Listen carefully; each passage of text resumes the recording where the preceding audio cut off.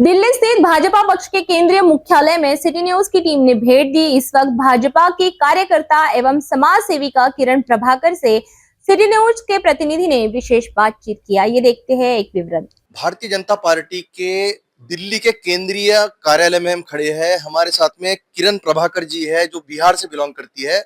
किरण जी, आप इतने वर्षों से सोशल मीडिया में आप काम कर रही हो, सोशली जो आप जन सेवा कर रही हो, आपको लगता है कि आप भी राजनीति में आकर आज भारतीय जनता पार्टी से जुड़ी है और भारतीय जनता पार्टी से जुड़कर भविष्य में समाज के लिए कुछ करना चाहती है? जी, सबसे पहले आपके दर्शकों को मेरा नमस्कार।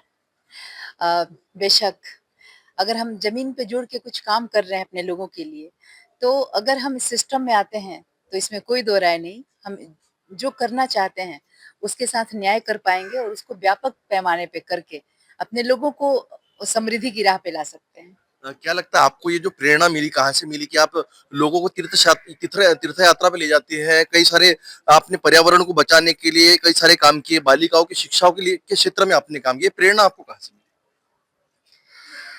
देखिए प्रेरणा तो मैं ये बोलूँगी कि ये पूरी तरह से महादेव की कृपा के बिना और कहीं से नहीं आई है।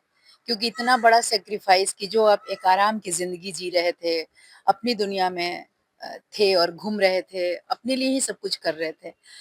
और ऐसे में कि अचानक से अपना घर छोड़ देना, अपने धन-दौलत का उपयोग लोगों का धन-दौलत बढ़ाने के लिए, पर्यावरण में समृद्धि लाने के लिए, बच्चियों मतलब महिलाओं के तीनों रूप, चाहे वो युवा महिलाओं के लिए आय स्रोत क्रिएट करने की बात कही है, बालिकाओं के शिक्षा की बात कही है, बुजुर्ग महिलाओं को यात्रा कराने की बात कही है, तो सबके लिए ये महादेव की कृपा से ही मेरे को ये इंस्पिरेशन आया कि मुझे उस दिशा में जाकर कुछ करना होगा। तो फिर मैं दिल्ली से वापिस अपने बिहार चली गई, क्योंकि मुझे लगता है कि माता-पिता और मातृभूमि की सेवा हर किसी को देनी चाहिए, तो मैं अपना फर्ज निभा रही हूँ।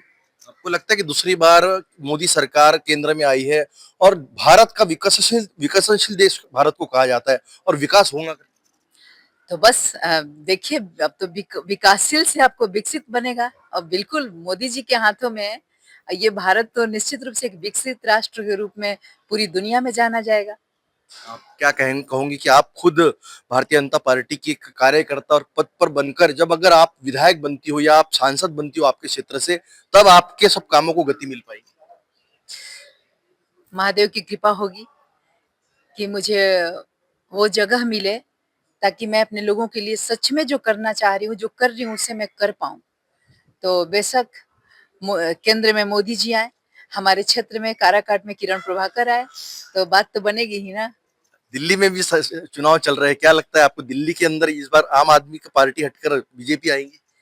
इस बार आम आदमी पार्टी हिल जाएगी और बीजेपी अपनी न्यू जमाएगी, बेशक। हमारे साथ थी किरण प्रभा जी। उन्होंने बिल्कुल कहा कि केंद्र के अंदर जिस प्रकार से नरेंद्र मोदी जी आए हैं उसी प्रकार दिल्ली के तख्तोताज पर भी भारतीय जनता पार्टी विराजेंगी और आम आदमी का सफाया होगा। किरण प्रभाकर जी जो बिहार से है, वे भी उनके क्षेत्र का, बिहार राज्य का विकास करना चाहती है और विकास के लिए वो भारतीय जनता पार्टी से जुड़ी है और उनको भारतीय जनता पार्टी पर विश्वास है कि वो भारत का विकसित करेंगे और भारत को एक नई दिशा की ओर ले जाएंगे। मैं कैमरा पर्सन कमल शर्मा के साथ विदेश किल्लेदार, सिटी न्यूज दिल्ली।